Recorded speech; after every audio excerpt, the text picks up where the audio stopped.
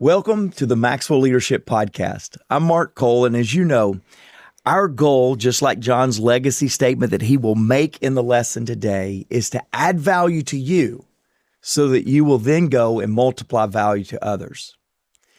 In this week's episode, John is talking about how you can intentionally grow the people on your team. Now, on John Maxwell's podcast, you know we talk about personal growth often. Today's a little bit different because the purpose, the focal point of growth is so that you can grow others around you.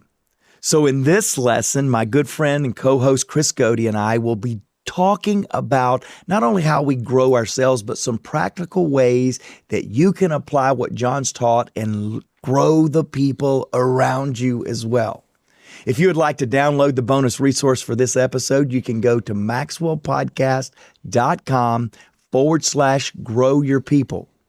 If you're a longtime listener to the podcast and you would like to check us out on YouTube, we have the podcast available to you and love our YouTube family as well.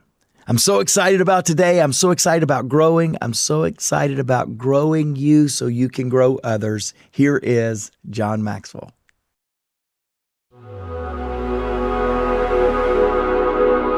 Here's the thesis of the lesson. The most effective way to grow an organization is to grow the people in it. That's a fact. There are no limits to an organization if we put no limits on our people. So, what are some growth practices of growing people? As I've studied growing people, there are some things that you can just say are true about those people that are developing. Number one, the first growth practice is to develop a game plan to grow others. In other words, growth is not an accident. So if you're going to grow, you've got to have a game plan. You have to be intentional. Growth is not an automatic process. It just doesn't happen accidentally. Okay, the highest function of a leader is not just to lead others.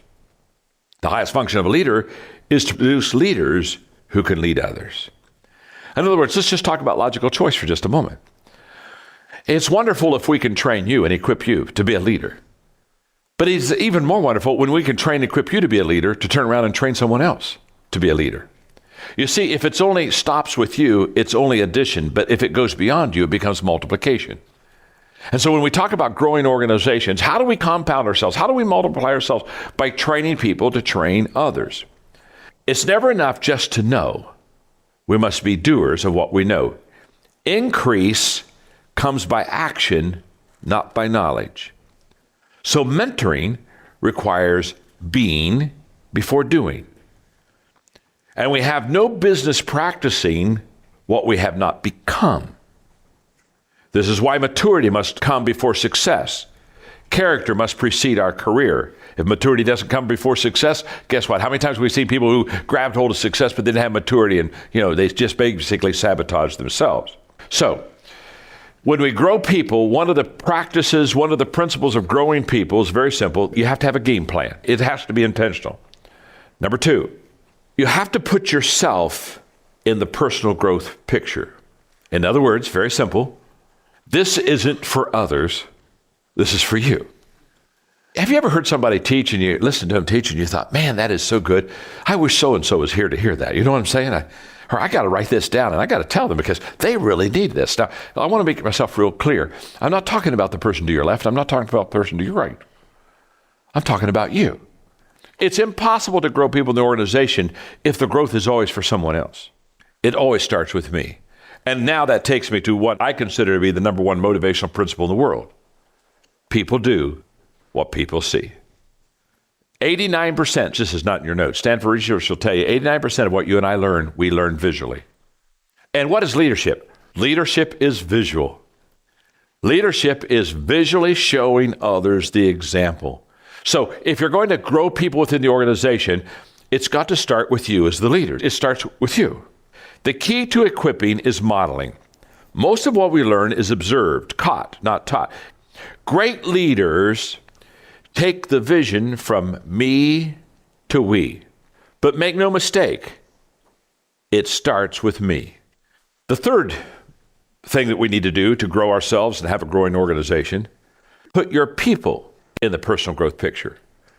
After you put yourself in there and say, I'm responsible to grow me, Now put your people in the picture and say, I'm responsible to grow them. Malcolm Gladwell, in his book, The Tipping Point, talks about, he calls it the law of the few. And he discusses the leverage a leader can have by investing in a few who can have great impact on others. There are certain people who can help you create change and forward progress because they will talk with and influence other people. In other words, the law of the few from Gladwell was just very simple. You go find the few that are going to have the heavy producing, and you put your time, effort, and energy in that. My legacy statement is, I want to add value to leaders who multiply value to others. So what do I spend my time? With the leaders. Number 4, create a growth culture in your organization. If you want to grow the people within your organization, you got to change the culture of your organization and have a growth culture. A growth culture includes 1, behavior of leaders that show the value of personal growth. In other words, a growth culture, a logical choice is the fact that you see leaders that are growing. And in their behavior, so it just says, oh my goodness, my leaders are growing. Number 2, intentional practices that encourage personal growth. In other words, what are the intentional practices at logical choice that you can use? What are the good choices you can make that will really show personal growth? What are the intentional practices we're going to have? Let me give you just 4 real quick examples. Personal development breaks, where you give a person maybe a day to reflect on where they are and are they growing and are they developing. Remember, reflection turns experience into insight. That's what reflection does. Number 2 is personal development training. In other words, do you have time set aside for training and learning? What specific thing are you doing here that would say, this is how we're developing and growing leaders? What is our plan? The 3rd area is personal development discussion, time for sharing. That's where you get together and you talk about how you're growing, how you're learning. One of the things I learned early in developing people is the fact that the more you can get them to sit around the table and talk about how they're growing and how they're learning, the more contagious it becomes. And then finally, personal development projects. Time for experience. What are the projects? What projects are you now doing that would develop personal growth? Creating this culture of personal development essentially helps your employees to raise the bar a little higher for themselves, their families, and for each other. Jim Rohn, don't just help people with their jobs, but help people with their lives, as your greater purpose would have you to do. Touch people and teach people, not just job skills, but life skills. Don't just teach people how to work, but how to live, how to assimilate, how to accumulate far greater treasures than just a paycheck. Growth principle number 5, in growing people and growing organizations. Number 5, connect with them. If you're going to grow your people, you've got to have that connection with them. And connecting requires energy, so you got to give it a lot of effort. And connecting requires understanding. You got to ask a lot of questions. So when people come to me and say, you know what, I want to develop and equip and train people, I want to grow people in my organization, I ask them, are you willing to give the energy? And part of the energy that you give in connecting with people is, are you willing to listen? Because the great leaders, they listen, they learn, and then they lead. And that's a cycle that never stops. They listen, they learn, and they lead. So connecting goals, when you connect with people, there are some goals that you have. One is to strengthen relationships. So when you connect with a person, the relationships become stronger. Number 2, to earn trust. You cannot connect, and I cannot connect with anyone without earning trust. Thirdly, to position them properly. It goes back to, Jim Collins, get the right people on the bus with me, get them in the right seat in the bus. 4, to create clear expectations of what you want to get accomplished. 5, to determine capacity. What is their capacity? What is their potential? And 6, to discover strengths. This is all part of connecting with people. Okay, to grow people within your organization, let's go to number 6. Give them a challenging project. Now, a challenging project, here's what it'll do. This will help them. This will help determine, when you set the bar high for people, this helps determine the emotional, creative, and ability capacity of people. And these are different things. You want to see emotionally what their capacity is. Because I know a lot of people, they have the ability, but they don't have the emotional capacity. So you want to check, how are they emotionally, how are they creatively, and how are they ability-wise? What is their ability capacity, creative capacity, and emotional capacity? You want to begin to test that to find out what they are. In other words, here's what a leader is always asking. A leader is always asking, How much can they do? How do I get maximum potential out of a person?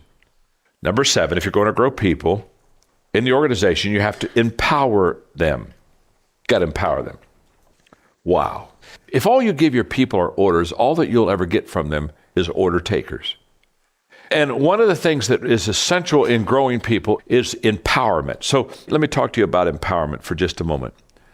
Empowerment is all about big picture, first of all. It's not just doing the task. Empowerment is why you do the task. See, empowerment is much bigger than the job you do. It is making you the person, not only to be able to do that job, but to make you a person that's bigger than that job. It's big picture. That's what empowerment is. And empowerment is about accountability. Because once people have been given power, they become accountable. Ken Blanchard writes, empowerment means you have the freedom to act. It also means you're accountable for results. I like that a lot. One last closing thing. Had a person come up to me one time and said, John, all this training and equipping people you talk about all the time, I've done that. And let me tell you the downside of training and equipping and empowering people and growing people is the fact that you train them and then they leave you and go to another company. And you say, man, I just put time, money, resources in that person. There they went off with someone else and they're going to reap the benefits. I said, nothing could be worse than putting that time, effort, energy, and money and people and train them and then having them leave. I said, oh, no, I can tell you something that's a lot worse than that. They said, what's that? Not training them and having them stay. So let's begin to grow our people so we can grow our organization. Hey, podcast listeners. Many of you listening right now would probably love the autonomy that comes with owning your own business or becoming a coach that helps other businesses succeed. Well, we have a phenomenal strategy where you are 100% in control of your own business, earning income on your own terms, and have access to the people, tools, and resources you need to build a thriving leadership development business. When you become a Maxwell Leadership Certified Team member, you join a global community of entrepreneurs led by our expert team of mentors and faculty, including John C. Maxwell. You'll also get one of the top leadership certifications in the world next to your name, giving you the boost you need to get started. Visit us online at maxwellleadership.com/join the team to find out more. Hey, welcome back. I'm so glad to be digging into this with Chris. I think you, Chris, I certainly want to. One of our greatest passions is growing the team around us. Yeah. There's a quote by Jack Welch that says, the most important job you have is growing your people, giving them a chance to reach their dreams. And I think that's so true. I think that's a chief responsibility of leadership, is to let your leadership be such that it impacts others. John asked this question. We meet with a lot of presidents and senates and representatives from other countries. And John will ask them the question all the time, will the people be better when your job here is done? And I love that question. It's a great question for all of us as leaders. Will people that you're leading be better because of your leadership? And certainly helping them grow is a chief responsibility. 100%. And, you know, one of my favorite books that John has written in the last couple of years is The Leader's Greatest Return. And as executives around the world will be like, hey, you got to read this book, right? Leader's Greatest Return. So what do? They want to know right down at the bottom of the financials, like, how does this improve my EBITDA? Exactly.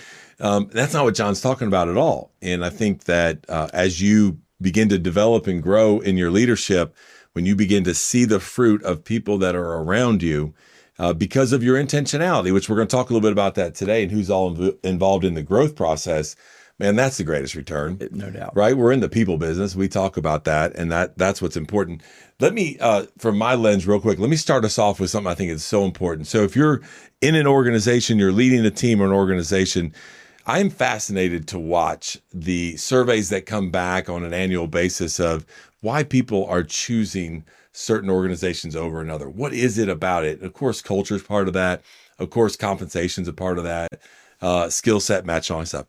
but it is fascinating to watch this one line that I've seen move up over the last couple of years where it says they have to be assured that there's a growth and a career, personal growth and a career development plan in place for them before they say yes. I'm like, oh my gosh, like there are organizations that are not even thinking about this. And so I just wanted to throw that out there because we're going to talk today about game plan. We're going to talk about growth personally. How do you develop people around you? What does the culture of your organization in regards to growth look like? And it's just so important. It's so important. Yeah. So let's dive in. This is what we do, right? We're here to help people on a journey, a leadership journey. And so part of that is developing a game plan, and not only a game plan for your personal growth, but also for others. And I know that ever since I've been inside this organization with you, there is intentionality behind here is what our expectations are of leaders to have a plan for those that are working with you on the team to take them from point A, sometimes it might be to point B, sometimes it might be to K. So as you lead Maxwell Leadership, and it's such a passion for you, you and I could talk about sports analogies all the time, but why is it so important to have a game plan for growth for other people inside the organization or your team? Yeah, well, the first thing I'd say the reason it's important because it was a game changer for me. Yeah, I've said often on this podcast that it was truly the question that David Hoyt asked me, what is your growth plan as my leader in John's organization, that made me aware I needed to be intentional about my growth. And most of the time, we have people on our team that don't even know they need to be focused on that. I love the stat that you gave just a moment ago, and I believe that's right.